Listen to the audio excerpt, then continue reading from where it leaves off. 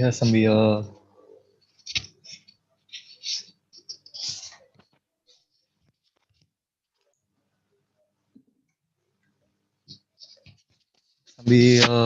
menunggu Ustadznya masuk, mari kita buka saja. Oh, Ustadznya sudah masuk. Assalamualaikum Ustadz.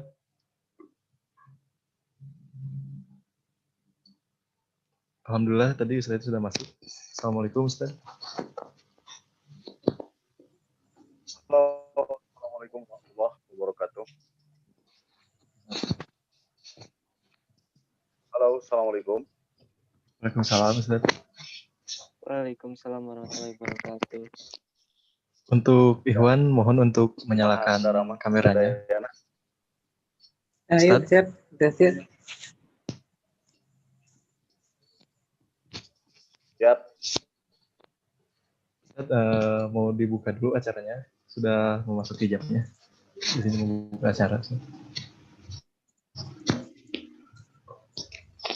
Enggak.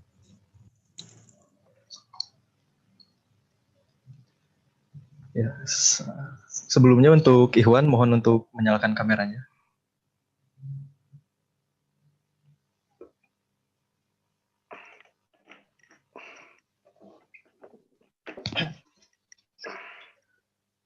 Assalamualaikum warahmatullahi wabarakatuh. Waalaikumsalam warahmatullahi wabarakatuh. Bismillahirrahmanirrahim. Alhamdulillahirabbil alamin wassalatu wassalamu ala asrofil anbiya wal mursalin wa ala alihi wa sahbihi ajmain amma ba'du. Terima kasih kepada teman-teman semua dan juga Ustadz yang bisa menghadiri kajian kali ini. Kajian kali ini berjudul Semangat Beribadah dan Belajar di Masa Pandemi. Sebelum kajian dimulai, akan dibacakan ayat suci Al-Quran oleh Akhina Fatur. Untuk waktu dan tempat, dipersilahkan Akhina Fatur.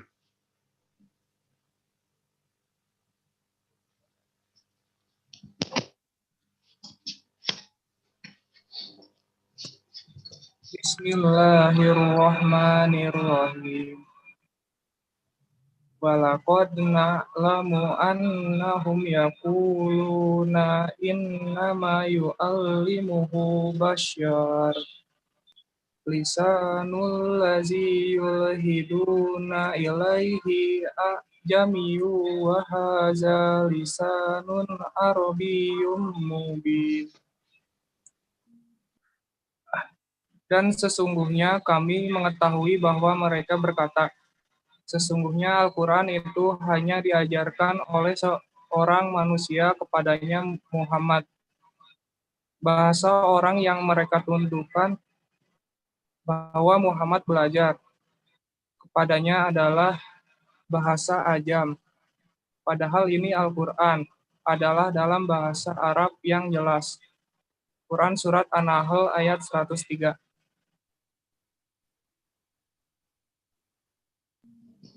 Terima kasih Akhina Fatur telah membacakan ayat suci Al-Quran. Nah, kepada teman-teman semua, ada sedikit informasi dari kami. Kalau qadarullah Ustadz Didi Haryadinya tidak bisa menghadiri kajian, tidak bisa mengisi kajiannya karena sakit, dan insya Allah digantikan oleh Ustadz Lutfi Mubarok, LCMA, yang alhamdulillah Ustadz sudah hadir di room meeting kali ini.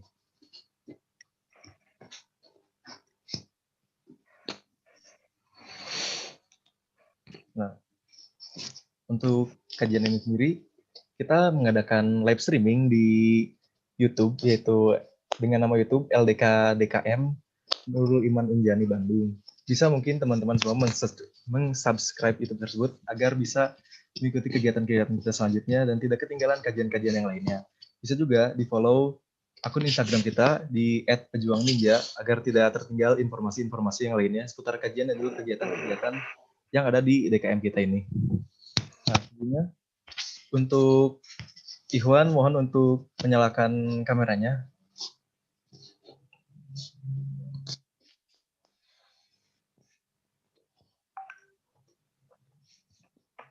Untuk Ikhwan menyalakan kameranya ya. Nah, ada informasi juga ini. kan kajian kita ini berjudul Semangat Beribadah dan Belajar di Masa Pandemi. Nah, saat nanti kajian disampaikan, teman-teman bisa menuliskan pertanyaan di chat, nanti akan dibacakan di akhir dan dijawab di akhir, atau nanti bisa menanyakan secara langsung kepada Ustadz Lutfi menggunakan voice di akhir kajian. Pertanyaannya sendiri nanti akan dipilih 3 pertanyaan di chat dan 3 pertanyaan di voice.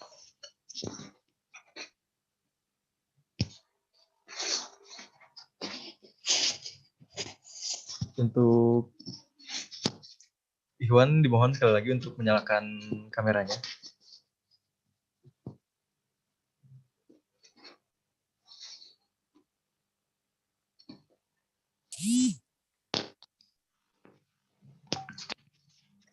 Assalamualaikum Ustadz, mungkin kajiannya sudah bisa dimulai. Baik, Waktu dan tempat dipersilakan kepada Ustadz Lutfi Mubarak LCMA. baik. Bismillahirrahmanirrahim. Assalamualaikum warahmatullahi wabarakatuh. Alhamdulillahi rabbil alamin wal aqibatu lil muttaqin wala udwana illa 'alal zalimin. Asyhadu an la ilaha illallah wahdahu la syarika lah wa asyhadu anna Muhammadan 'abduhu wa rasuluhu alladzi la nabiyya ba'dah. Rekan-rekan sekalian, alhamdulillah di malam hari ini kita bisa bertemu dalam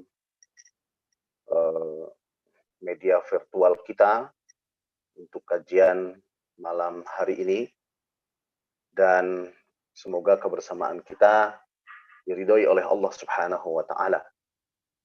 Salawat dan salam semoga tetap tercurah kepada panutan kita, kebanggaan kita, habibana wa nabiyyina Muhammad sallallahu alaihi wa alihi wasallam. Rekan-rekan sekalian, harapan kita kepada Allah Subhanahu wa taala semoga di masa pandemi ini kita senantiasa berbesar hati, senantiasa bersabar, tetapi tetap optimis untuk bisa meraup, mengambil hikmah sebesar-besarnya, sebanyak-banyaknya, untuk bisa tetap kita melakukan hal-hal yang positif dan produktif. Alangkah meruginya siapapun orang di jagat raya ini yang Allah saat ini sedang ujikan pandemi, namun ia minus atau bahkan nihil dari hikmah. Karenanya ini adalah sebuah periodisasi sejarah yang harus kita hadapi, yang harus kita alami, dan semoga kita justru bisa melakukan satu meletik ya dalam bahasa Jawanya, ataupun ledakan besar ketika kita semua ditimpa musibah pandemi ini. Baik rekan-rekan sekalian, biasanya saya kalau kajian ataupun ceramah ya memang tanpa teks ya, artinya disampaikan secara bebas, meskipun memang tentunya substansi maupun esensinya harus disampaikan. Tetapi untuk lebih runut dan sistematika kajian kita lebih bersambung, maka insya Allah kita akan kaji sebagaimana pointer ataupun note yang telah saya sampaikan tadi sebelumnya kepada panitia. Baik, kita langsung saja ya dari poin yang pertama. Judul sebagaimana yang disampaikan adalah semangat beribadah dan belajar di masa pandemi. Silakan bisa ditampilkan barangkali. Baik. Baik, tulisannya bisa diperbesar, bisa dikasih 14. Oh iya, terima kasih. Baik. Baik, kita mulai. COVID-19 ialah ketentuan atau takdir Allah. Maka sikap seorang muslim terbaik antara lain. Pertama adalah jelas berserah diri. Pandemi sedang menimpa kita, maka tidak ada faedahnya sama sekali apabila siapapun orang komplain ataupun menyampaikan protes, ya, apalagi secara spiritual, protes secara mental kepada Allah Subhanahu wa taala ataupun kepada keadaan. Sikap protes kita, sikap komplain kita sama sekali tidak akan pernah merubah keadaan. Karenanya yang paling utama bagi kita adalah berserah diri kepada Allah Subhanahu wa taala. Berserah diri bukan berarti menyerah terhadap realitas. Seakan-akan ya sudahlah, kita semua dibentuk oleh keadaan, dibentuk oleh kondisi, karenanya ya udahlah apa adanya. Seorang muslim tidak demikian. Berserah diri itu jelas objeknya, yaitu Allah Subhanahu wa taala. Yang kedua jelas adalah bersabar, biasa bersabar, berbesar hati. Kita mengupayakan dalam hati ini semoga tidak ada sedikit pun ya sikap-sikap pongah ataupun sikap-sikap yang terus mengembangkan penyesalan dalam situasi kita saat ini. Baik itu dalam konteks perkuliahan, yang kita secara otomatis ya, sistem pembelajaran kita berubah, baik itu dalam dunia kehidupan secara umum, dalam ekonomi ataupun bisnis, ataupun dalam urusan-urusan yang lain. Yang ketiga, tawakal kepada Allah. Kita mengaitkan hati kita kepada Allah Subhanahu wa taala bahwa musibah yang Allah timpakan kepada kita itu adalah merupakan berkaitan dengan poin yang keempat, maaf ya, yang keempat yaitu husnuzon kepada Allah adalah keputusan Allah terbaik. Karenanya kita bertawakal kepada Allah bahwasanya di masa yang akan datang kita, lingkungan kita, bangsa kita, insya Allah akan menghadapi satu situasi maupun kondisi yang terbaik dari sebelumnya, dari saat ini. Bahkan untuk diri kita masing-masing pun kita bertawakal kepada Allah, insya Allah bahwa kita akan menghadapi suatu kondisi yang lebih baik daripada sebelumnya ataupun dari hari ini. Kemudian yang terakhir adalah, yang kelima, mengambil hikmah terbaik. Mari di masa pandemi ini, ketika kita semua mengisolasi diri, ketika kita banyak sekali waktu, ketika kita banyak di rumah untuk menginventarisasi kira-kira hikmah apa saja yang dapat kita petik melalui pandemi ini. Rekan-rekan sekalian, kemudian jati diri seorang muslim itu ialah, nah ini adalah jati diri ataupun asas daripada seorang muslim itu di masa pandemi ini, bahkan dalam kehidupannya tidak terlepas dari tiga hal. Yang pertama adalah taat kepada Allah Subhanahu wa taala. Bahwa dalam situasi dan kondisi apapun, saya harus tetap taat kepada Allah Subhanahu wa taala dan juga taat kepada Rasulnya. Nah, sebentar. Ketaatan kepada Allah dan Rasulnya ini bukan hanya dalam konteks ibadah, bukan hanya dalam konteks spiritualitas, tetapi sebagaimana moto yang disampaikan oleh Sayyidina Ali karramallahu wajhah, bahwa hidup kami seutuhnya adalah ibadah. Karenanya apapun yang saya lakukan, apapun yang saya alami di masa pandemi ini adalah dalam konteks taat kepada Allah dan Rasulnya. Karenanya harus dipastikan bahwa apapun yang kita lakukan itu semuanya bersifat positif. Bersikap positif itu tidak hanya kita melakukan sesuatu hal yang besar, pekerjaan besar, aktivitas ataupun event-event besar. Tidak hanya demikian. Ya. Seseorang yang berdiam diri di rumah, lalu ia termanggu, misalkan ongkang-ongkang kaki, lalu ia merasa kebingungan apa yang hendak ia lakukan, maka kata Imam Asy-Syafi'i, kalau waktu itu tidak diisi dengan ketaatan, maka sebaliknya adalah kemaksiatan atau kesia-siaan. Karenanya, semoga kita bisa memastikan dalam hari-hari kita di masa pandemi ini, sekali lagi dalam setiap detik, menit, maupun jam, hari, pekan, bulan, dan tahunnya adalah semata-mata taat kepada Allah dan Rasulnya dalam setiap aktivitas kita. Sekali lagi bukan hanya ibadah. Yang kedua, jati diri seorang muslim itu adalah belajar menuntut ilmu tiada henti. Nah, ini yang harus menjadi jati diri. Bahwa apapun yang dilihat oleh seorang muslim, apapun yang didengar oleh seorang muslim, apapun yang dirasakan oleh seorang muslim, maka harus dipastikan harus mendapatkan mendapatkan ilmu pengetahuan, informasi-informasi baru. Kita semua mengetahui bahwasanya media belajar itu tentu bukan hanya di kelas, tentu bukan hanya di media-media kajian, Tentu bukan hanya di majelis taklim, tetapi kita sebagai seorang muslim harus memastikan diri bahwa apapun sebagai manusia melalui potensi diri yang kita miliki itu memiliki input ilmu pengetahuan. Ini yang harus dipastikan bagi seorang muslim. Tentu bukan hanya di masa pandemi ini, dalam kehidupannya, sepanjang hidupnya, maka ilmu harus menjadi jati dirinya. Yang ketiga, jati diri seorang muslim adalah berkemajuan. Jadi ia harus memastikan dari menit ke menit, dari jam ke jam, dari hari ke hari, dari pekan ke pekan itu harus mengalami progresivitas, harus mengalami kemajuan. Karena ini adalah karakteristik seorang muslim. Rasulullah Shallallahu Alaihi Wasallam sampai melaknat orang yang hari ini itu lebih buruk daripada hari kemarin.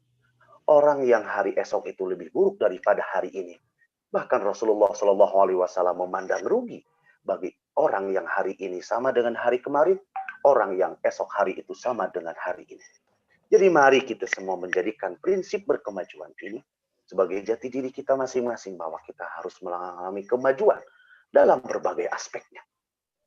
Karenanya prinsip berkemajuan seorang muslim itu adalah, nah di sini ketika kita mengukur kemajuan, tiada hari tanpa peningkatan. Jadi prinsip berkemajuan seorang muslim adalah tiada hari tanpa peningkatan. Yang pertama ilmu ataupun belajar. Karenanya dalam hari-hari kita harus senantiasa meningkatkan ilmu, harus senantiasa meningkatkan informasi, pengetahuan, wawasan, atau apapun namanya, agar kita tidak digerus oleh zaman, agar kita senantiasa melakukan penyesuaian dengan kemodernan, agar kita senantiasa menjadi anak pada zamannya, tidak ketinggalan zaman dengan kata lain. Jadi yang pertama, prinsip berkemajuan seorang muslim itu adalah tiada hari tanpa peningkatan ilmu ataupun belajar. Yang kedua adalah tiada hari tanpa peningkatan ibadah. Kita sebagai seorang muslim, yang boleh jadi sebagian daripada muslim itu belum istiqomah melakukan sholat misalkan. Dalam satu hari hanya 3 waktu. Dalam satu hari hanya 2 waktu.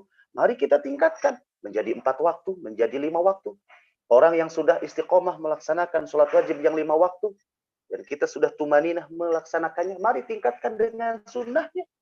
Dengan sholat malamnya, dengan sholat duhanya, dengan sholat-sholat nafilah ataupun sunnah yang lainnya. Kemudian, yang ketiga, tiada hari tanpa peningkatan akhlak. Kita sebagai seorang muslim, mari mengkontemplasikan diri kita. Apakah akhlak kita itu sudah baik atau belum? Kalau sudah baik, semoga menjadi lebih baik. Kalau sudah menjadi lebih baik, semoga menjadi yang terbaik. Inventarisasi akhlak kita terkait dengan korelasinya kita semua berinteraksi dengan siapa. Apakah sudah baikkah akhlak kita terhadap orang tua yang paling utama? Apakah sudah baikkah akhlak kita kepada keluarga, sanak famili? Apakah sudah baik akhlak kita terhadap sahabat, kolega, teman, sejawat? Apakah sudah baik akhlak kita kepada orang yang lebih tua ataupun orang yang usianya di bawah kita? Mari kita evaluasi diri untuk meningkatkan akhlak dari hari ke hari. Kemudian yang keempat adalah produktivitas. Jadi bagi seorang muslim itu tiada hari tanpa meningkatkan produktivitas. Produktivitas ini bisa berarti pula adalah pekerjaan, bisa juga berarti adalah karya, bisa juga berarti adalah jasa ataupun karsa. Ya. Jadi prinsip kemajuan seorang muslim yang keempat adalah tiada hari tanpa peningkatan produktivitas. Next. Rekan-rekan sekalian, yang kelima, kenapa saya menerterakan bagi seorang muslim itu tiada hari tanpa menabung? Karena menabung itu bukan hanya pertimbangan rasional matematis bahwa seseorang itu harus memiliki masa depan, bahwa seseorang itu harus menyiapkan di masa usia senjanya misalkan. Tidak. Menabung itu syariat.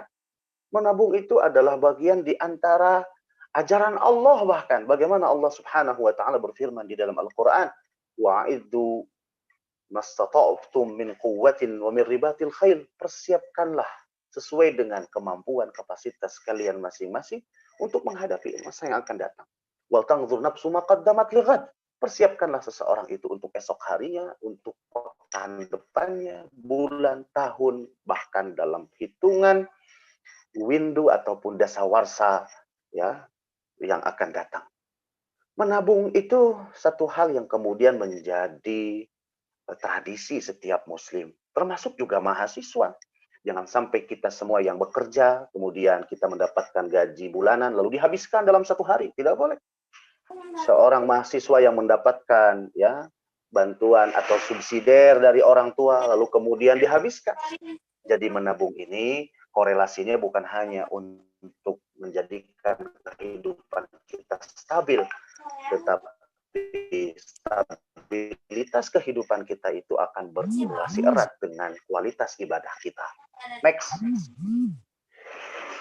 Efektivitas program di masa pandemi itu yang pertama. Nah, ini program yang bisa kita canangkan di masa pandemi ini adalah yang pertama ibadah. Yang kedua adalah belajar. Dan yang ketiga adalah kita bisa lebih produktif.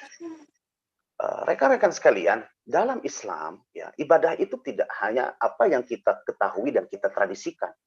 Ya, sholat yang 5 waktu misalkan. Kita tahu bahwasanya sholat tahajud itu sunnah muakkadah. Kita tahu bahwasanya sholat duha itu hukumnya adalah sunnah. Tidak hanya demikian. Tetapi ibadah itu harus terprogram. Apalagi di masa pandemi. Kita semua seringkali di rumah. Kita semua mengisolasi diri. Sayang sekali apabila waktu yang sedemikian banyaknya itu terbuang banyak, terbuang sia-sia. Mari kita programkan ibadah. Caranya bagaimana? Yang paling mendasar bagi kita adalah sholat yang 5 waktu. Mari kita semua programkan. Yang pertama adalah ibadah sholat yang 5 waktu. Dengan cara di awal waktu. Bagaimana Ustadz sekarang kan masuk kepada pandemi kedua dengan sholat jamaah. Ya, kalau misalkan sudah buka masjidnya di lingkungan kita masing-masing, pergilah sholat jamaah ke masjid.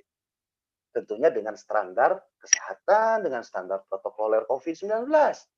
Ya, pergilah berjamaah. Nah, lalu kalau kita melakukan sholat jamaah, jangan lupa dengan qabliyah ba'diyahnya, dengan sunnahnya. Nah, ini yang pertama, program ibadah itu adalah sholat berjamaah.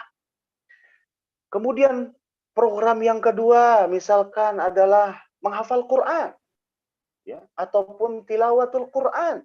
Bisa nggak kita di masa pandemi ini memiliki target, oke, menghafal Quran, bahkan tidak hanya tilawah Al-Quran. Apakah, nah ini yang disebut dengan program itu, 1 hari 1 ayat, apakah 1 hari 3 ayat, apakah misalkan 1 hari kita bisa mendapatkan 5 sampai 10 ayat, mari kita programkan. Ya, nah program ibadah itu antara lain Kamis, mumpung kita di rumah, tidak banyak aktivitas di luar yang bisa menguras energi, yang membutuhkan tenaga besar, ya sudah, kita melaksanakan saum Senin dan Kamis. Ini yang disebut dengan program ibadah. Lalu berikutnya apalagi sholat tahajud, sholat malamnya. Ini harus terprogram. Jadi kalau terprogram itu, jelas sekali apa saja ibadah yang hendak kita laksanakan sebagai sebuah target ibadah dan pencapaian kita. Kemudian jelas progresivitas ataupun kemajuannya. Kemudian juga yang ketiga, konsisten dalam melaksanakannya. Terus terprogram. Jadi ibadah itu harus terprogram, harus memiliki target. Nah, yang kedua belajar. Efektivitas program di masa pandemi, sebagaimana tema kita adalah belajar. Jadi dari sekian banyak waktu yang sangat luang itu, mari kita belajar. Tentunya ya belajar juga harus diprogramkan. Nah, bagaimana pemrograman belajar? Nanti kita akan kaji pada pointer berikutnya. Kemudian yang ketiga adalah produktivitas. Bisa nggak nih di masa pandemi ini, misalkan kita ya bagi orang yang suka nulis, ya menghasilkan karya, apakah itu berbuat buku kah, apakah itu berbuat berbuah artikel artikel ilmiah lah, membuat opini lah, membuat esai, membuat future misalkan. Produktivitas ini apakah kita di masa pandemi ini bagi orang yang gandrung berbisnis ya, kenapa tidak sekarang kita bahkan ini menjadi satu tradisi yang harus dikembangkan di kalangan muslim adalah seorang muslim itu harus memiliki harus memiliki keberdayaan dalam ekonomi. Dengan cara apa? Ya sudah jual online ya. Kita misalkan menentukan produk tertentu, lalu kita pajang, lalu kita pasang di akun-akun medsos kita. Apakah kita kalau memiliki produk yang tentu dan banyak, kita live misalkan ya untuk jualan online ya, bisa itu bagi orang yang senang berbisnis atau lain-lainnya. Jadi banyak yang bisa kita lakukan ya mengenai program di masa pandemi ini. Kemudian yang keempat adalah lebih dekat dengan keluarga. Rekan-rekan sekalian, di masa pandemi ini saat-saatnya lah kita semua dekat dengan kedua orang tua kita. Bagi orang tua saatnya dekat dengan anak-anaknya. Tetapi tidak hanya semata-mata dekat, tidak hanya semata-mata kumpul keluarga. Lawang boleh saja. Kalau dalam satu tensi tertentu ada bosannya, katakanlah demikian ya. Tetapi bagaimana program itu, bagaimana keluarga itu memiliki program. Misalkan program belajar bersama, apakah kita tentukan waktunya, kita ngumpul keluarga yuk, gitu ya, sehabis subuh ataupun sehabis maghrib, yuk kita kumpul keluarga. Sang ayah menyampaikan tausiahnya, ataupun mungkin kita sebagai mahasiswa, sebagai putra sulung, ataupun sebagai putra yang memiliki kecakapan berbicara, juga menyampaikan hadis-hadis Rasulullah, menyampaikan kisah-kisah Islami. Jadi kita pikir setiap keluarga muslim itu harus ada masa-masa kapan keluarga itu berkumpul, kapan keluarga itu duduk melingkar gitu loh, membuat halakoh untuk lebih mendekatkan secara emosional, tetapi bukan hanya bercengkrama, canda guyon bareng, makan bareng, nonton bareng, bukan hanya itu. Jauh lebih bernilai dari itu, ya, saling mengevaluasi diri, si kakak, si abang, si AA nih yang sulung nih, hafalan Qur'annya udah sampai mana, ya, kuliahnya bagaimana, lalu apa saja kendala-kendalanya, ini putra yang kedua, misalkan Pangais Bungsu ya, ini bisnisnya bagaimana, sudah sampai mana, terus saling mengevaluasi.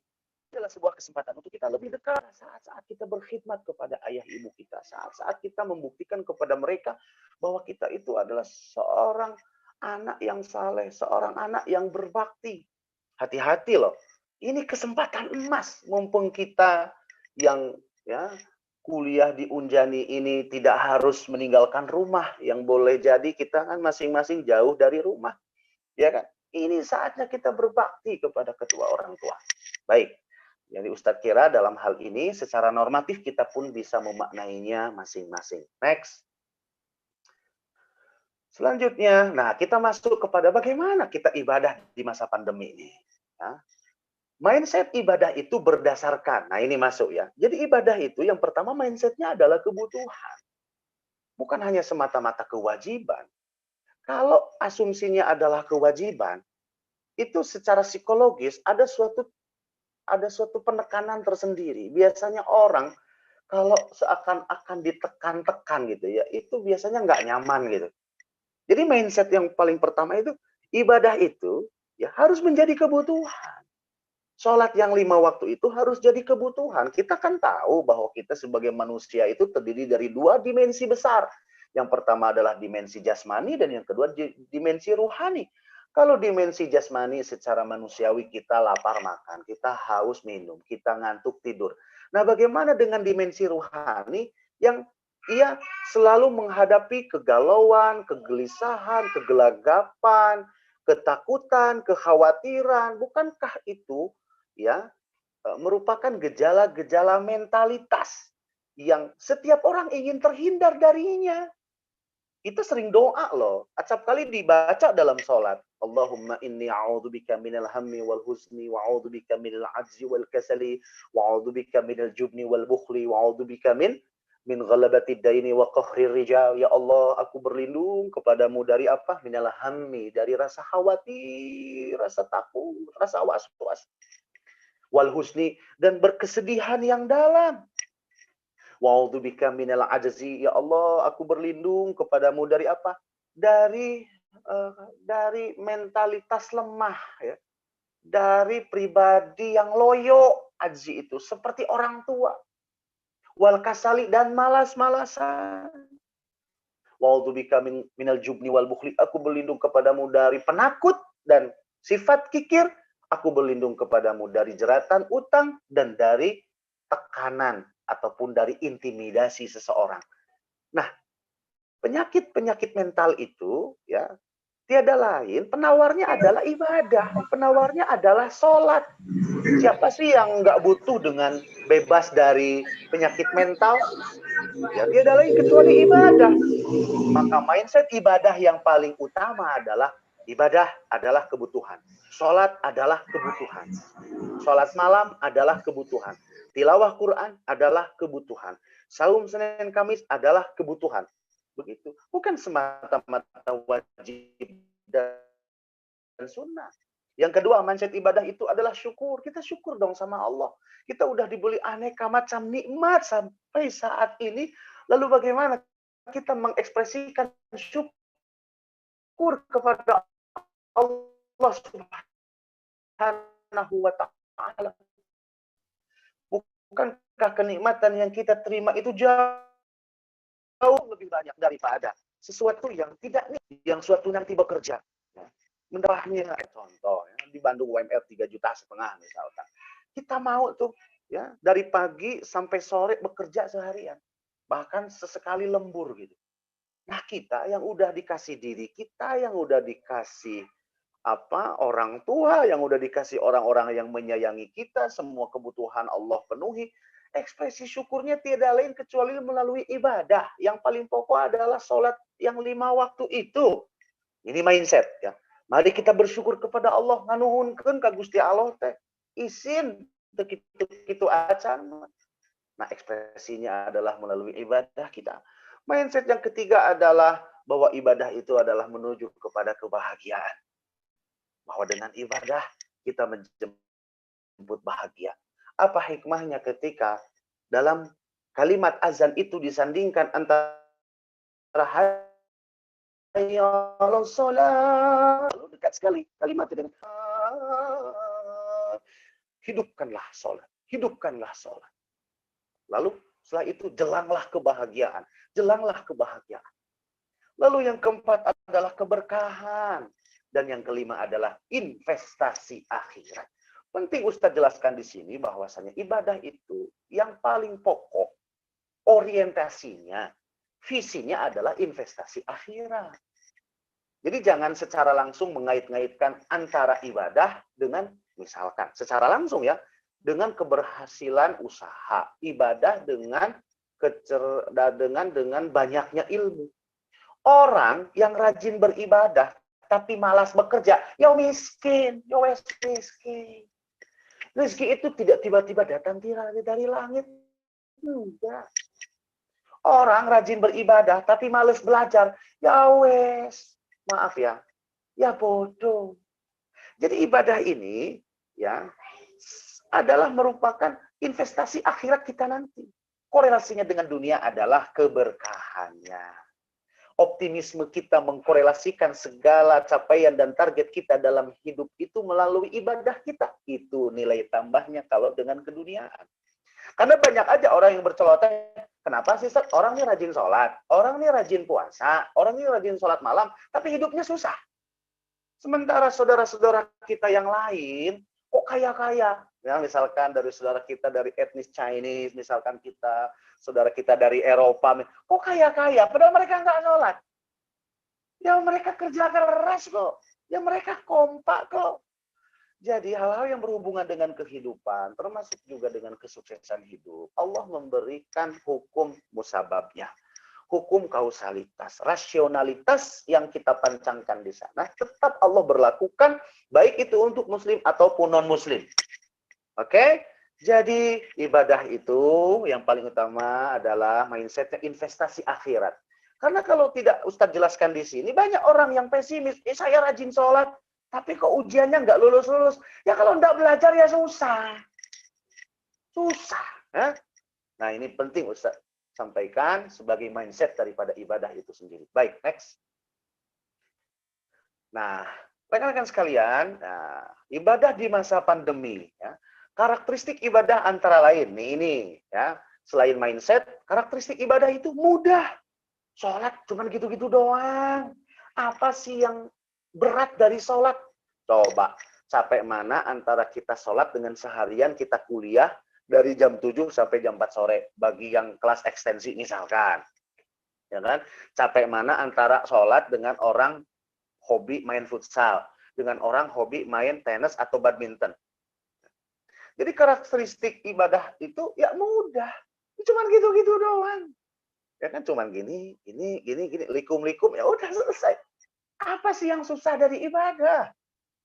Ya kan? Kemudian yang kedua, ya ringan. Ustadz barusan memperbandingkan, ya, ibadah itu ringan. Ya, lebih ringan dari aktivitas apapun yang kita lakukan sehari-hari. Ya, kemudahan dari ibadah dari poin yang pertama apa itu tadi? Sholat, nggak bisa berdiri, duduk. Nggak bisa duduk, ya berbaring. Nggak bisa berbaring, pakai isyarat. Dari mana Allah itu memberatkan kita, menyusahkan kita? Allah itu memberikan satu kewajiban kepada kita dengan semua perangkat nilai maupun sunnah Nabi yang disesuaikan dengan kemampuan masing-masing. Karena Allah tidak akan membebani seseorang di luar kemampuan. Karakteristik ibadah yang ketiga, sebentar sholat paling cepat 5 menit. Ya kalau mau sama zikir sunnahnya 10 menit. Ya Allah, Allah cuma minta dalam satu hari, satu malam. Itu ya kita sholat di masa pandemi. Misalkan cuma Allah minta 25 menit kalau 5 kali 5. Kalau kali 10 ya 50 menit. Bandingkan dengan aktivitas kita yang lain. Aktivitas kita bekerja, aktivitas kita kuliah, aktivitas kita bercengkrama dengan keluarga, aktivitas kita main-main dengan teman misalkan. Sebentar. Dan karakteristik ibadah itu sebenarnya nikmat sekali. Ya. Pokoknya mah ya maknyus ibadah itu. Nikmat. Ya, kalau kita sudah bisa menemukan fitrinya dengan Allah. Baik, next. Kita percepat karena berhubung waktu. Ya. Bagaimana ibadah jadi kenikmatan? Ya udah, awal waktu. Nah, kalau mau jadi kenikmatan, ketika kita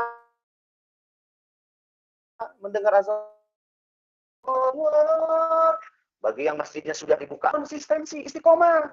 Ya, jangan baru 1-2 berhijrah, mau bertobat ya, sudah kalah. Makanya tadi Ustadz sampaikan bahwa ibadah itu terkait dengan poin yang kelima, di bagaimana ibadah jadi kenikmatan, itu harus terprogram. Oke, saya sekarang di masa pandemi. Oke, maka saya harus memiliki program untuk meningkatkan kualitas sholat berjamaah. Lakukan saja sholat berjamaah selama 1 bulan, sholat berjamaah aja dulu. Sholat berjamaah aja dulu. Kalau orang yang masih belajar, mohon maaf ya, dalam istiqomah sholat, jangan dulu ke sholat malam, jangan dulu ke puasa, jangan dulu ke sholat duha. Pokoknya sholat berjamaah awal waktu. Programkan sebulan atau di masa pandemi ini. Ya kan? Nah kemudian yang ketiga adalah tumaninah, harus rileks. Jadi kalau sholat itu harus rileks, tenang. Ya. Kemudian yang keempat adalah penghayatan, fokus sholat itu ya, jangan pikiran kita itu melayang kemana-mana, harus fokus. Dan yang keenam adalah evaluasi. Jadi kawan-kawan sekalian, kalau kita ingin ibadah itu menjadi kenikmatan, coba kita dengan 6 tips ini, ya, maka insya Allah kita semua akan menemukan feel dalam ibadah itu. Next. Selanjutnya, ya, kita percepat. Halo? Next. Oke. Ustadz melihat catatan sendiri di sini. Kalau belum jalan. Next, halo. Oke. Lanjut ya. Ustadz buka catatan sendiri. Semoga notnya bisa hidup lagi. Baik. Lalu frekuensi ibadah. Ya, frekuensi ibadah menurun karena sebab next penangguhan. Nah, kalau ibadah udah ditangguh-tangguh, udah deh, ya, nggak bakalan kita semua mendapatkan kenikmatan beribadah. Pasti akan menurun grafiknya. Kemudian dua, fluktuatif, kadang semangat, kadang enggak. Ya, sekali orang kalau misalkan lagi kalau orang ngajak sholat berjamaah, yuk, kalau enggak diajak ya udah nyantai aja. Kemudian yang ketiga, terburu-buru dalam sholatnya. Yang keempat, tidak fokus. Yang kelima, tidak terprogram ataupun tidak memiliki target. Next. Baik. Dampak ibadah terbaik. Ya, dampak ibadah terbaik.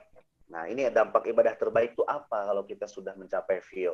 Pertama, mendapatkan kebahagiaan. Yang kedua, kita akan lebih dekat dengan Allah melalui ma'rifatullah. Yang ketiga, kita akan selalu optimis. Yang keempat, keyakinan. Dan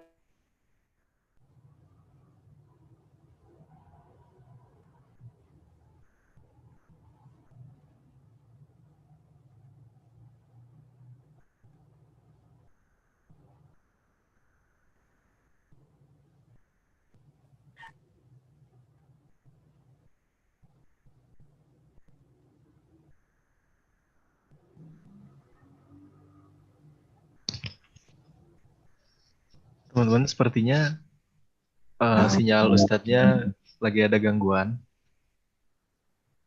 Assalamualaikum Ustadz.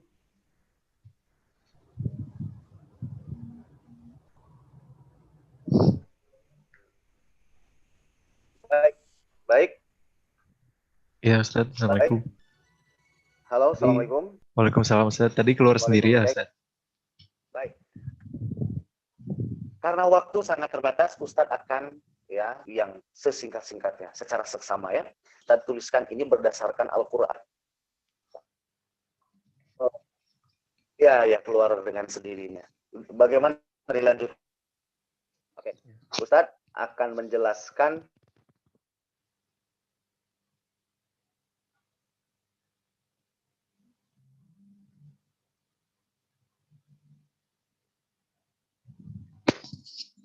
Sepertinya Ustadznya lagi terkendala gangguan sinyal.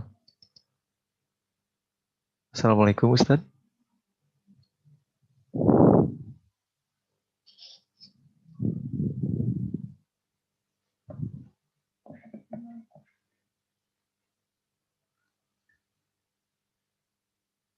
Sambil menunggu jaringan Ustadznya kembali normal, mungkin untuk teman-teman yang mau bertanya bisa di chat terlebih dahulu di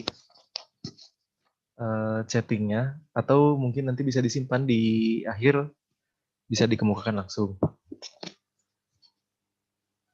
Untuk mereview singkat, tadi yang sudah Ustadz bahas itu, intinya ada yang mengenai sikap menghadapi COVID, sikap seorang muslim menghadapi COVID. Yang pertama itu berserah diri, sabar, tawakal, husnuzon kepada Allah, serta mengambil hikmah yang terbaik.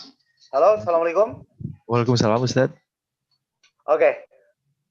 Ustadz akan menjelaskan sebagai kesimpulan, katakanlah, ataupun di sisa waktu karena waktunya terbatas. Silakan notnya nanti dibaca dan dibagikan. Ustadz sarikan dari Al-Quran dan hadis Rasul, dan dari beberapa qaul para ulama. Boleh ya? Ya Ustadz, baik. Oke. Beribadah dan belajar di masa pandemi ini, kita harus mulai dari pemrograman diri. Kita harus mendapatkan sesuatu hal yang besar di masa pandemi ini. Ya. Karena amat rugi sekali, ya sudah dirundung musibah, tetapi tidak mendapatkan hikmah. Yang kedua, programkan ibadah dan juga belajar di rumah melalui catatan yang dibagikan ini, ya. Nah, dengan cara manajemen waktu, Yang ketiga, satu hal yang perlu kita sadari bersama dalam melakukan sesuatu itu adalah konsistensi, istiqomah. Jangan pernah menyerah dalam melakukan sesuatu, dalam mengejar target, dalam mengejar cita-cita, dan juga mengejar impian. Kemudian yang keempat, dalam ibadah dan juga belajar, tidak semata-mata. Ini dalam doktrin Islam juga, ya. Semata-mata ibadah, belajar, ibadah. Enggak. Bahwa hidup kita itu harus bervariasi. Ada saat-saatnya kita relaksasi, ada saat-saatnya kita rehat dan juga istirahat. Katakanlah kalau mau hiburan, silakan hiburan dengan etika itu dan menenggangkan otot-otot dalam proses ibadah dan juga belajar itu. Jadi jangan karena kita memiliki idealisme dalam semangat ibadah dan belajar, pokoknya ibadah, belajar. Tidak begitu.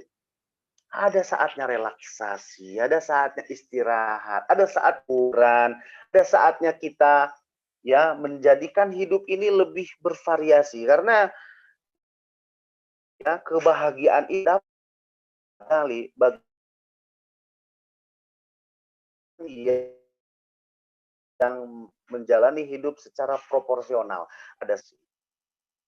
Kemudian yang kelima, yang terakhir, kita doa bisa menjalani masa pandemi ini dengan seefektif mungkin untuk ibadah dan juga belajar.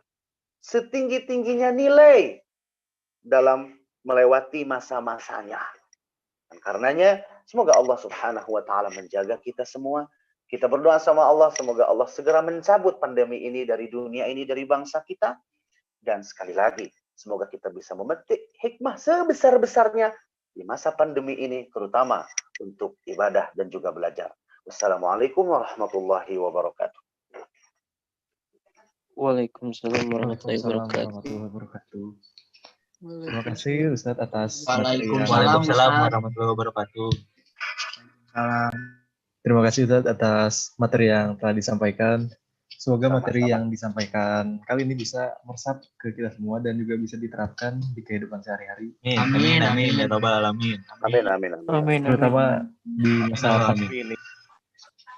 Jadi kita Baik, sendiri silakan semangat. Pak Moderator. Oke, Ustadz, ini ada beberapa pertanyaan yang masuk ke chat. Yang pertama ini dari Rizky Agus. Assalamualaikum Pak Ustadz, saya mau bertanya, bagaimana pandangan Ustadz menghadapi orang yang memiliki mindset ibadah biasa-biasa saja, tidak usah fanatik, seadanya saja? Seperti itu Ustadz pertanyaannya. Ya, begini. Orang yang memiliki mindset ibadah yang baik itu tidak dikatakan fanatik. Tapi ia istiqomah. Ia konsisten. Diksi dari biasa-biasa saja bagi seorang muslim, mohon maaf, tidak boleh. Seorang muslim tidak boleh ada pada diksi prinsip biasa-biasa saja. Prinsip apa adanya. Prinsip berada pada zona nyaman. Bagi seorang muslim itu tidak boleh. Itu yang dikatakan Rasulullah. Barang siapa yang hari ini sama dengan hari kemarin, maka ia sungguh rugi. Barang siapa orang yang hari esok sama dengan hari ini, maka sungguh pun ia merugi. Itu kan apa adanya kan? Ya udahlah apa adanya. Lalu seharusnya bagaimana? Seharusnya ia senantiasa memiliki spirit yang besar, himmah al-aliyah. Memiliki semangat yang tinggi untuk bisa meningkatkan kualitas dan kuantitas dalam beribadah. Tentunya sekali lagi, semangat itu juga harus disertai dengan kehidupan yang bervariasi. Jangan ibadah mulu, karena saking semangatnya ibadah mulu. Nah, ini akan berhubungan dengan masa-masa jemu, masa-masa penat ya. Ini kemanusiaan kita. Nah, jadi jawabannya tidak boleh biasa-biasa saja. Harus mengejar satu target berkemajuan dalam beribadah. Itu barangkali. Terima kasih Silakan. Ustaz atas jawabannya. Ustaz bisa menjawab beberapa pertanyaan lagi Ustaz. Ada lumayan banyak yang masuk pertanyaannya. Mangga. Silakan dibacakan saja Pak Moderator. Oh, baik Ustaz. Yang berikutnya dari Rizal Wildan. Assalamualaikum Ustaz, izin bertanya, bagaimana cara menumbuhkan rasa semangat dan mengatasi malas belajar saat kuliah online? Seperti itu Ustaz pertanyaannya. Oke. Bagaimana cara kita mengetahui bahwa dalam beribadah atau belajar kita itu sudah dikatakan istiqomah? Itu bukan? Gini Ustaz, yang bagaimana cara Tolong diulangi. Bagaimana cara menumbuhkan rasa semangat dan mengatasi rasa malas belajar saat kuliah online? Iya ya. Ya itu kembali kepada motivasi diri. Kembali kepada ilmu pengembangan diri dalam hal ini. Nah, sekali lagi kita harus nerimo, harus ikhlas atas realitas yang kita alami saat ini melalui pandemi ini. Nah, kembali lagi kepada pertama memperbaharui cita-cita kita. Kita di dalam menjalani episode hidup ini kan bukan hanya semata kuliah gitu. Bahwa kita itu memiliki cita-cita. Pancangkan cita-cita kita itu.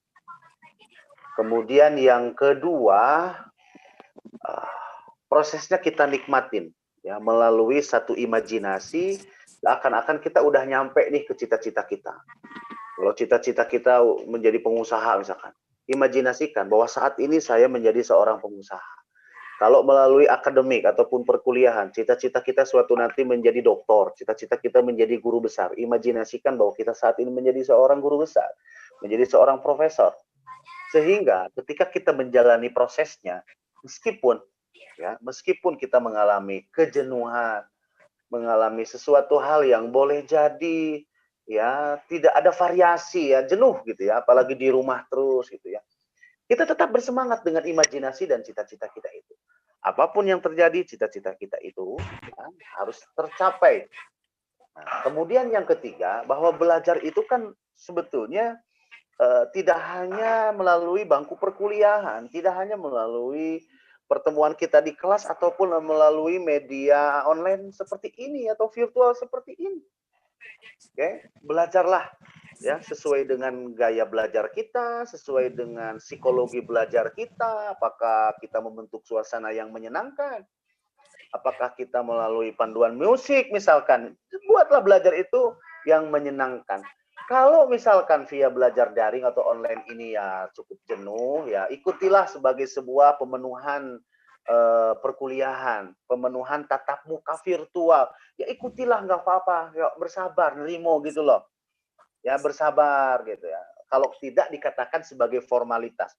Tapi tidak boleh dianggap formalitas. Karena bagaimanapun ketika dosen mengajar, yang paling penting bagi kita itu kan adalah mempelajari metodologi suatu mata kuliah. Bagaimana seorang dosen mengajarkan suatu materi. Bagaimana metodologinya. Karena Ustadz sampaikan, kuliah itu selama 4 tahun itu semuanya adalah pengantar di dalam spesialisasi, konsentrasi, jurusan maupun prodi kita. Yang paling besar masa jeda belajar itu ya di luar kita. Kita yang mengaturnya. Nah, begitu. Meski sekali lagi ya kita mengalami kejemuan, semoga spirit kita tidak melemah. Anggaplah itu sebagai pemenuhan formalitas, tetapi kita di sana harus cukup berbesar hati untuk mengikutinya, karena itu sebagai kewajiban kehadiran kita dalam kuliah, dalam media online ini, ya. Dan kita harus bisa bersikap kritis terhadap dosen untuk mengetahui metodologi penghantar setiap mata kuliah ataupun materi yang disampaikan. Barangkali untuk sementara itu ya. Jadi balik lagi kepada motivasi diri ya. Ya. Terima kasih. Silakan Pak Moderator.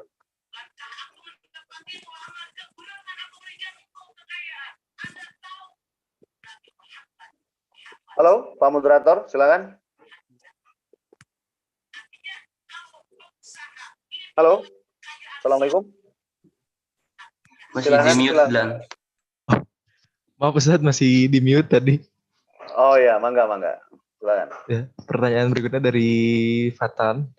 Assalamualaikum Ya. warahmatullahi wabarakatuh, Pak Ustadz. Izin Waalaikumsalam bertanya, warahmatullahi bagaimana wabarakatuh. kita merangkul teman-teman ke jalan yang benar dalam pergaulan kampus maupun dalam pergaulan sosial? Ya. Baik, kalau kita memiliki kapasitas untuk mengajaknya, kemampuan untuk mengajaknya, ukuran bahwa ketika kita mengajak itu pasti didengarkan, pasti diturut, ya ajak. Lu sholat dulu, ayo. Kita punya ukuran kan terhadap teman ini. Berarti kita berkapasitas. Jangan tidak berkapasitas. Tiba-tiba orang belum kenal di kampus, ya kan? Tiba, lu sholat lu, mana didengerin ya? Lu siapa? Nah, ya kan? Nah, itu yang pertama. Kemudian yang kedua, kalau misalkan susah untuk mengajak, kita cari orang atau sosok yang sekiranya didengar sama dia. Orang yang ya, dia respect sama orang itu. Bisa nggak kita misalkan kita ingin mengajak seseorang kepada kebaikan, oleh kita nggak bisa, oleh teman-teman kita yang lain nggak bisa, cari siapa sosok yang nurut gitu, sosok yang dia bisa nurut gitu loh. Nah, kemudian yang ketiga, program keagamaan ini mohon ya, jangan hanya semata-mata formalitas ataupun satu pekerjaan yang seakan-akan garing dan menjemukan gitu. Kalau program keagamaan tolong dipoles dengan satu kreativitas, inovasi yang bisa menjadikan orang itu lebih tertarik untuk mengikutinya, gitu ya. Bahwa keagamaan itu tidak lantas kemudian harus hadir di masjid-masjid atau di taklim-taklim, tidak harus begitu. Kalau kita mau mengajak kepada kebaikan, nggak apa-apa, kita masuk ke komunitas dia. Dia suka ngeband, oke? Ya seakan-akan, ayolah kita ngeband dulu misalkan, ya kan? Tapi kita pun mengukur dari sisi pergaulan dan etikanya, oke? Nah, ketika itu kita sedikit-sedikit bisa memasukkan ataupun bisa mengajak dia secara, dia misalkan komunitasnya motor misalkan. Kita harus mengetahui psikologi mereka, kita harus mengetahui kadar kemampuan akal mereka. Ini yang dikatakan bahwa ajaklah manusia ala qadri ukulihim, itu bukan hanya semata-mata kita menyampaikan bahasa yang sederhana yang dapat dipahami, bukan hanya itu. Tapi kita harus melanggar prinsip-prinsip dan etika agama, maka masuk kita ke sana, lalu perlahan-lahan kita ajak kepada kebaikan. Ini yang boleh kita lihat misalkan dalam metode yang dilakukan oleh akhuna, misalkan Ustadz Hanan At-Taqi, misalkan ada komunitas skateboard, beliau masuk ke komunitas itu, beliau bergaya gaul. Jadi dalam keagamaan itu jangan terlampau kaku dengan urusan simbol, ya. Ini pengajian online, peci ini hanya urusan simbol sebetulnya. Ustadz pakai peci hanya menghargai kawan-kawan, yang boleh jadi tradisinya kalau ceramah ya pakai peci, gitu kan. Bagi Ustadz nggak masalah nggak pakai peci. Karena substansi daripada agama itu adalah konten, materi, tersampaikan. Nah, tapi kan Ustadz harus menyesuaikan. Nah, kemudian yang keempat, ya caranya, ini penting ya, ini penting disampaikan. Yang keempat caranya, kalau memang susah dengan aneka pendekatan, kalau memang susah dengan aneka macam teknik-teknik pendekatan, susah juga gitu ya. Baiklah, perlihatkan bahwa orang yang konsisten dalam kebaikan, orang yang istiqomah dalam beribadah itu adalah akhlaknya lebih baik, lebih perhatian, lebih penyayang. Ketika ya, berkehendak tidak memaksa. Nah, ini satu pendekatan yang dilakukan oleh Rasulullah.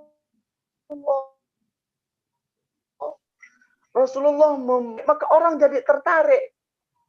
Nah, kita yang berikhtiar terus berada dalam kebaikan ya, mohon maaf ya, kita tidak boleh sedikit pun merasa takabur ataupun jumawa sehingga merasa diri, maaf ya, paling benar,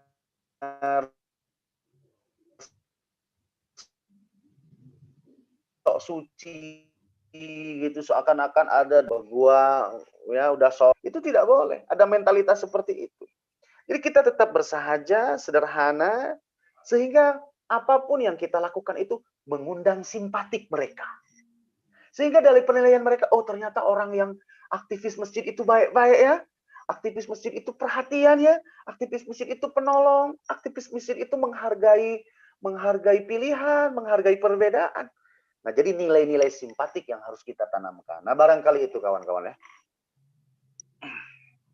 Terima kasih Ustaz atas jawabannya. Siap. Ingin bertanya dulu kepada teman-teman semua, apakah ada yang mau bertanya secara langsung kepada Ustaz? Selain melalui chat ini, apakah ada yang mau bertanya secara langsung? Mangga, silakan.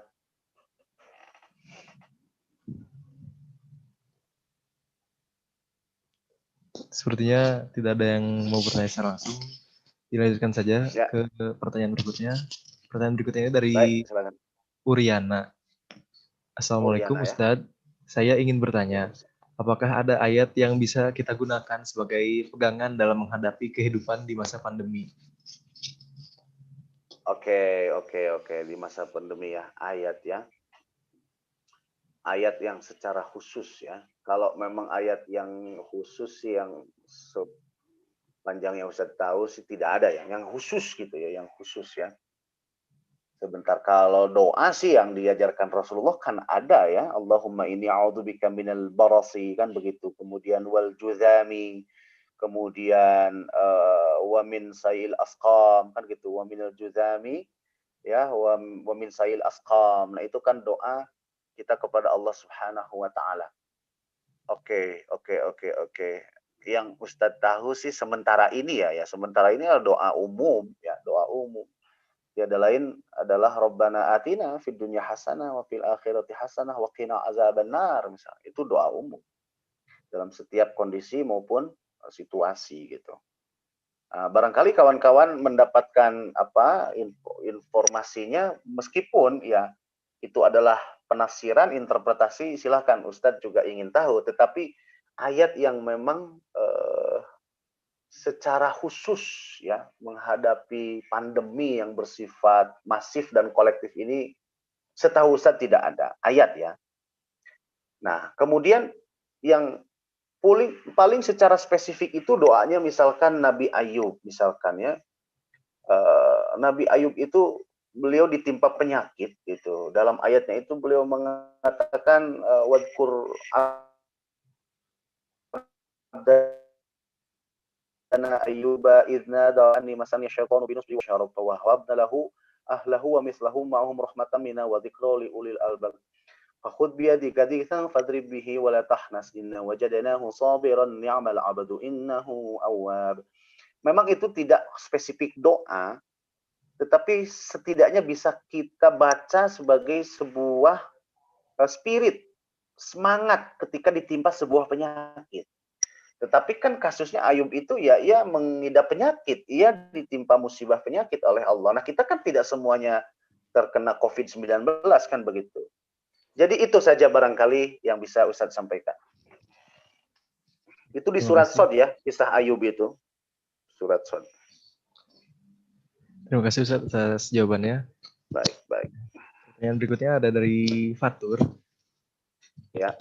Assalamualaikum Ustadz. Izin bertanya, bagaimana agar sholat khusyuk tidak terburu-buru dan memikirkan hal-hal duniawi seperti tugas kuliah?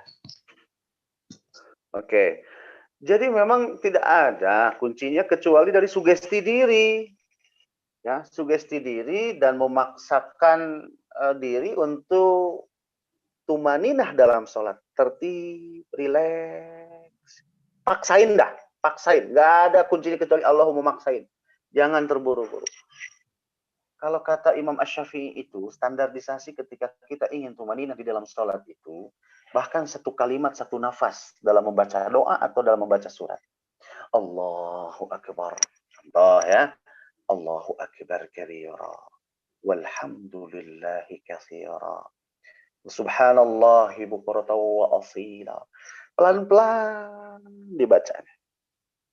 Terbersit saja, ingin buru-buru, maka mentahkan, enyahkan. Tetap. Subhanallahi bukratan wa asila. Inni wajjahtu wajhiya lilladzi fataras samawati wal ard. terus dihayati ya, pelan-pelan, pelan-pelan. Kan begitu Ustaz Abu Sangkan dalam terapi sholat khusyuknya kan begitu kan. Nah, jadi sugesti diri memastikan diri untuk kita sholat secara lebih rileks, tidaknya bisa kita coba begitu. Nah, mindset yang Ustadz sampaikan di note itu bisa paling tidak bagi kita sebagai panduan kita agar sholat tidak terburu-buru. Agar sholat kita itu adalah fokus. Nah, maka ini kan sama dengan pertanyaan bagaimana caranya kita mewujudkan sholat khusyuk. Oke, semoga bisa dicatat dalam beberapa detik ya. Pertama, sholat awal waktu. Yang kedua, tidak boleh tergesa-gesa dalam baca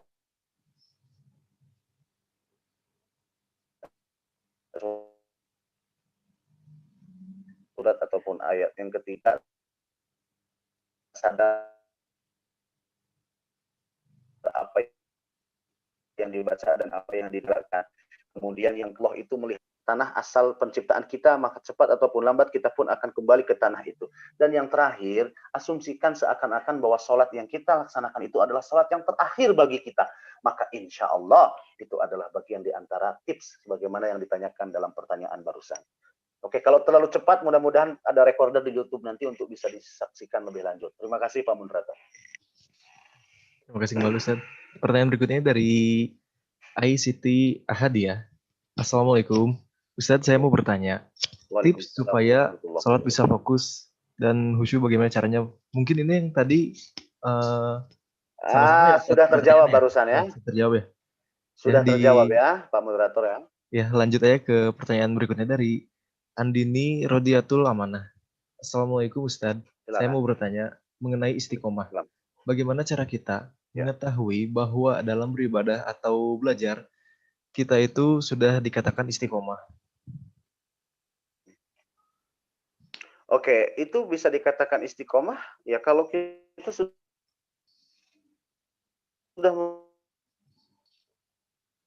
memiliki konsistensi.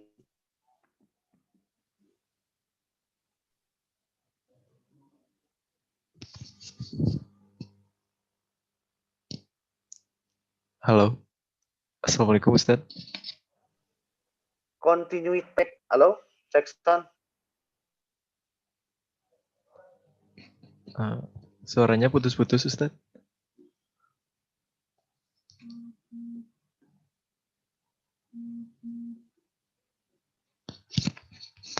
Halo. Ya, halo. Tadi suaranya hilang Ustaz.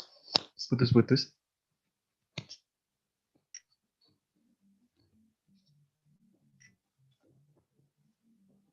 Halo.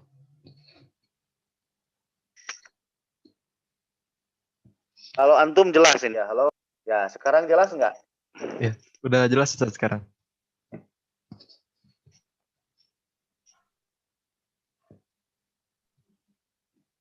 Putus-putus lagi Ustaz, nggak ada suaranya.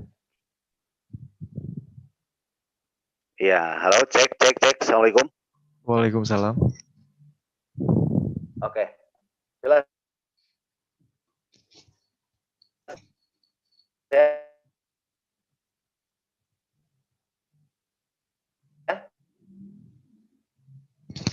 Putus-putus lagi Ustaz suaranya.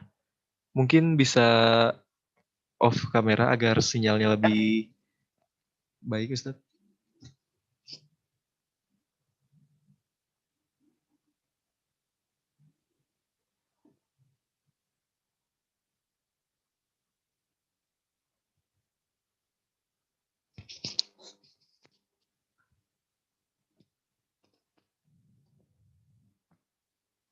Halo.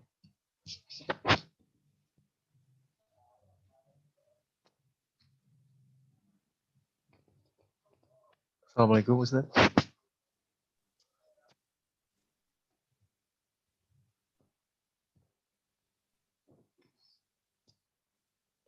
Halo.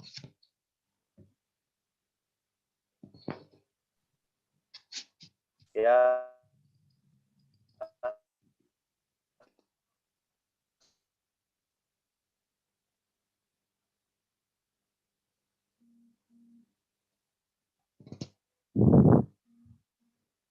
Tes, tes.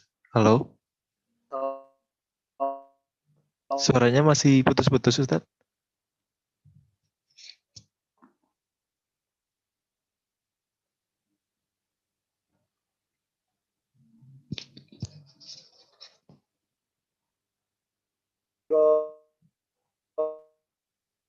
Halo, suaranya masih putus-putus.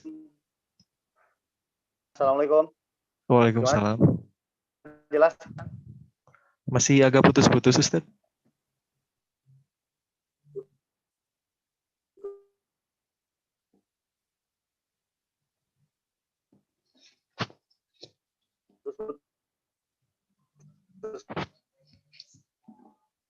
Ya, sebentar Ustaz. Putuskan dulu nggak?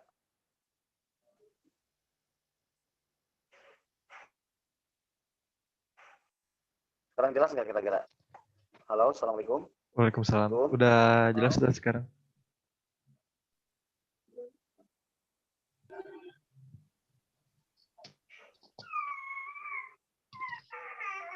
Udah ada lagi, Ustaz. Oke.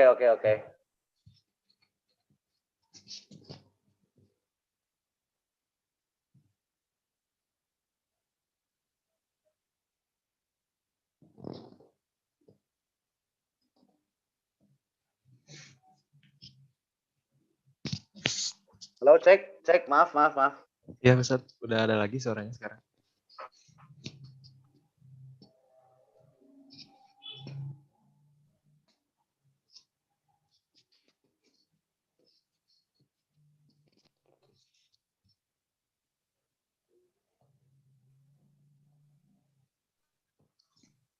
Oke. Cek. Ya. Halo, Assalamualaikum. Waalaikumsalam. Sudah jelas, Mas? Tadi jelas, sekarang putus-putus lagi, Ustaz.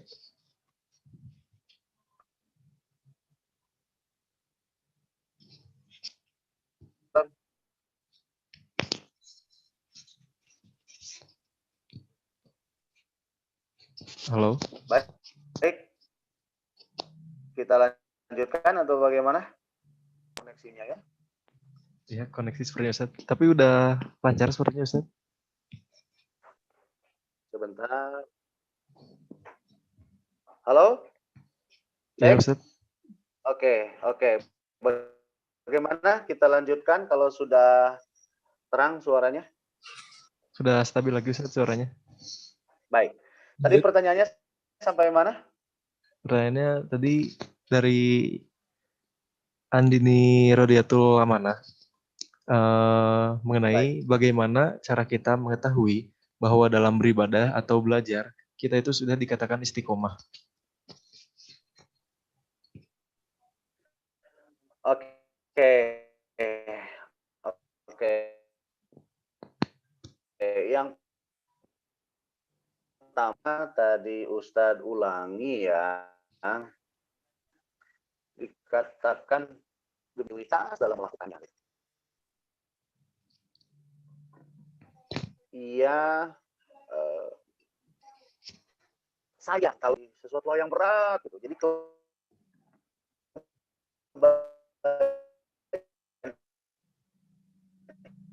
itu kalau sudah terbiasa kita melakukannya juga untuk ditinggalkan.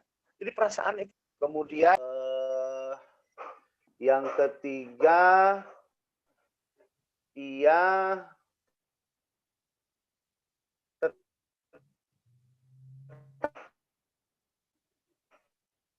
menjalani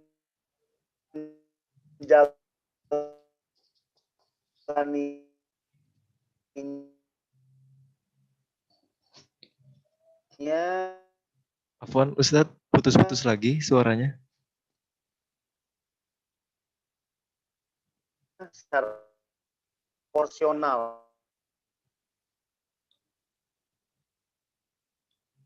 Oh ya, menjalaninya meskipun proporsionalitas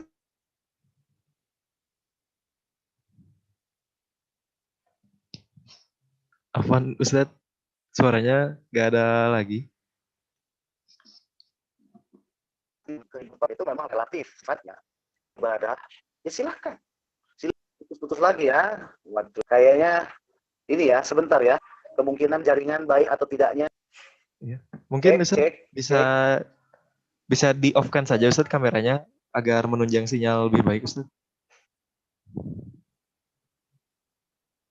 Baik. Sebentar. Saya coba. Saya sudah off kan? Ini gimana suaranya nih sekarang? Sekarang lancar Ustaz. Lancar kembali Baik. kalau sekarang. Baik, dilanjutkan? Iya Ustaz. Baik, terima kasih. Jadi orang yang sudah mendapatkan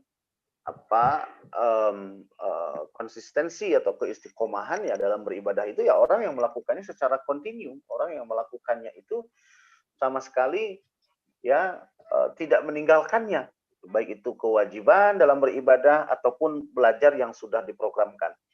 Kemudian yang kedua, ia merasa sayang kalau ditinggalkan. Kalau sesuatu yang sudah terjadwal ditinggalkan, ia merasa sayang. Sesuatu hal yang kayaknya, waduh berat banget nih, sayang banget nih kalau ditinggalin gitu. Itu baru udah orang yang udah nyampe demikian. Kemudian yang ketiga adalah orang yang selalu mau membuka diri untuk diberi masukan, diberi saran, bahkan dikritik sekalipun.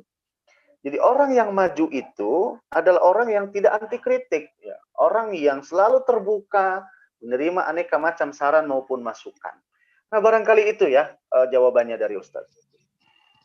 Ustadz, terima kasih Baik. atas jawabannya. Ini Ya. ada lanjutannya kembali Ustadz dari Andini. Silakan.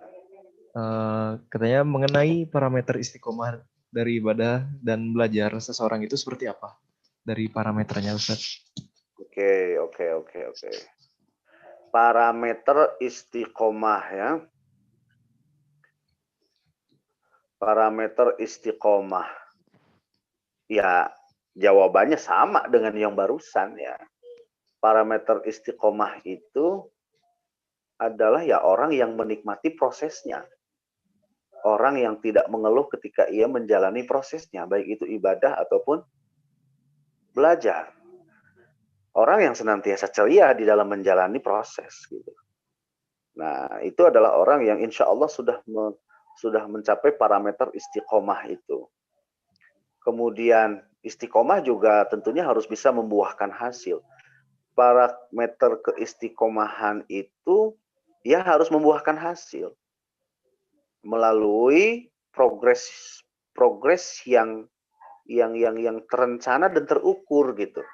Jadi bukan hanya ia continue di dalam melakukannya, bukan hanya ia konsisten, bukan, tetapi orientasinya hasil. Tetapi dari setiap waktu ke waktunya itu ya selalu mengalami kemajuan.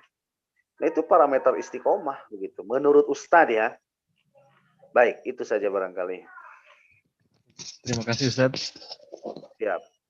Alhamdulillah semua pertanyaannya telah terjawab Ustadz. Sudah tidak ada pertanyaan lagi.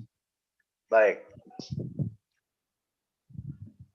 kalau begitu saya serahkan sepenuhnya kepada Mas Moderator. Silakan.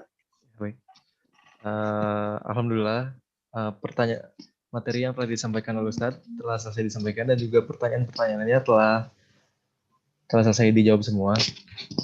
Saya ucapkan terima kasih kepada Ustadz Jazakallahu khair telah bisa menghadiri kajian kita hari ini dan mengisi kajiannya. Untuk teman-teman diingatkan kembali ada absensi yang harus diisi yang sudah di-share oleh teman saya di kolom chat. Mungkin bisa diisi kembali sebelum keluar dari room ini. Nah, sebelum kita akhiri kegiatan kali ini, alangkah baiknya kita beristighfar bersama-sama, beristighfar sebanyak-banyaknya. Astagfirullahaladzim. Dan marilah kita tutup kegiatan kali ini dengan doa. Ustadz mungkin bisa memberikan doa di kegiatan kali ini. Oke, doa sapu jagat aja biar cepat tetapi mencakup ya, karena kawan-kawan juga boleh jadi mau istirahat atau ada aktivitas lain. Allahumma rabbana atina fid dunya hasanah wa fil akhirati hasanah wa qina adzabannar. Rabbana taqabbal du'a innaka antas samiul alim.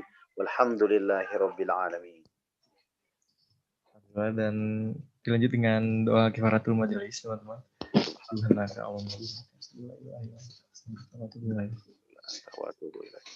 Terima kasih kepada teman-teman semua telah menghadiri kajian kali ini, dan jangan lupa untuk mengisi form absensinya.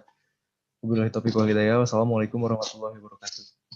Waalaikumsalam warahmatullahi wabarakatuh. Baik, terima kasih atas kebersamaannya. Ustadz Lev ya. Ya, Ustadz Ustaz. Terima Nami. kasih Pak Ustadz. Terima kasih, Ustaz. Oh ya, sebentar saya sedikit tanya. Ini dari lintas fakultas dong ya? Iya, Ustaz, ada Iya. dari fakultas lain. Ustadz itu sebetulnya di Unjani itu ngajar untuk agama Islamnya. Tapi memang khusus di MIPA ya, di Fakultas MIPA. Oh, itu yang di Cimahi mungkin, Ustaz, yang fakultas MIPA. Ya. Oh, ini yang di Pindad Yang ini? di Bandung, iya, yang di Pindad. Alhamdulillah. Iya, Ustadz ngajar juga yang di Cimahi. Iya, Ustaz, mengajar juga ya? Iya, alhamdulillah. Alhamdulillah. Oke, ini live YouTube ya? Live YouTube nggak ini? Ya, Ustaz, live di YouTube juga. Tolong di WA-kan apa channelnya ya, Ustadz pengen lihat ya. Oh ya, baik Ustaz, nanti di-WA-kan oleh rekan saya. Oke, tunggu Ustadz Lev. Terima kasih atas kebersamaannya. Mudah-mudahan di lain kesempatan kita bisa bertemu secara tatap muka ya, insya Allah ya. Oh, Ustaz. Terima kasih, Ustaz. Sama-sama, barakallahu fikum. Assalamualaikum. Waalaikumsalam warahmatullahi wabarakatuh. Waalaikumsalam warahmatullahi wabarakatuh. Terima kasih Pak Ustadz. Mengingatkan lagi ke teman-teman, jangan lupa untuk ngisi form absensinya yang ada di chat ini. Sebelum meninggalkan room ini, bisa diisi mungkin absensinya.